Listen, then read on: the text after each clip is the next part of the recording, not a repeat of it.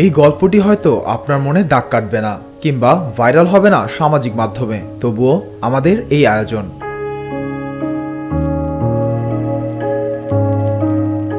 মাত্র 1.5 মাস আগে 7 পাকে বাধা পড়েছিলেন হিমালয় বন্যা। বেশ সুখেই দিন কাটছিল এই দম্পতির। একসঙ্গে পুরো জীবন কাটিয়ে দেওয়ার পরিকল্পনা ছিল তাদের, কিন্তু এই সুখ বেশি দিন সইল না তাদের কপালে। বিয়ের মাত্র 1.5 মাসের মাথায় স্বামীহারা হলেন বন্যা রানী।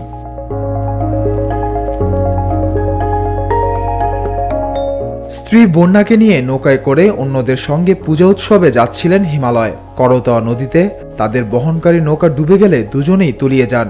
তবে উপস্থিত বুদ্ধিতে নিজের কাপড় খুলে প্রাণে বাঁচেন বন্যা, কিন্তু হাত আঁকড়ে রাখতে পারেননি স্বামীর। সেই ঘটনার 3 দিন পর গতকাল বুধবার বিকেলে স্বামীর নিথর দেহ পেয়েছেন বন্যা।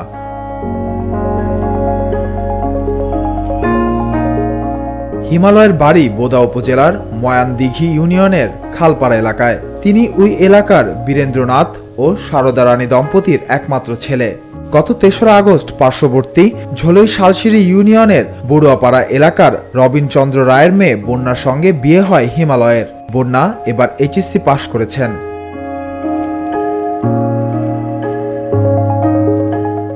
স্বামীকে হারিয়ে এখন বাকরুদ্ধ হয়ে শয্যাশায়ী বন্যা রানী, মূর্ছা যাচ্ছেন বারবার। অন্যদিকে একমাত্র ছেলেকে হারিয়ে পাগল প্রায় হিমালয়ের বাবা মা। ছেলের ছবি বুকে জড়িয়ে ক্ষণে ক্ষণে কেঁদে উঠছেন।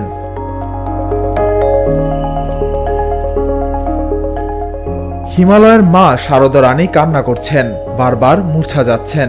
জ্ঞান ফিরতেই বলছেন, এভাবে সোনাকে হারিয়ে ফেললাম, আমাদের জীবনে আর কিছুই রইল না।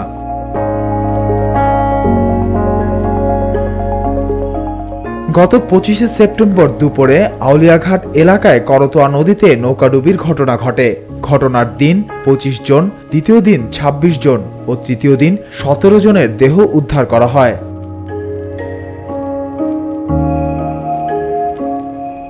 স্থানীয়রা জানান, করতোয়া নদীর অপর পারে বদেশ্বরী মন্দিরে আয়োজিত ধর্মসভায় যোগ দিতে যাচ্ছিলেন সনাতন ধর্মাবলম্বীরা। তবে 50 থেকে 60 জনের ধারণ ক্ষমতার নৌকাটিতে ওঠেন শতাধিক যাত্রী।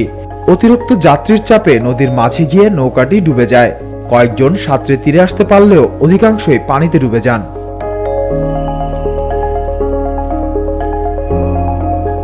হিমালয়ের পরিবারের সূত্রে জানা যায়, ঘটনার দিন খুব আনন্দে সেজে বের হয়েছিলেন বন্যা হিমালয়। সেখান থেকে ফিরে পূজার কেনাকাটা করার কথা ছিল তাদের।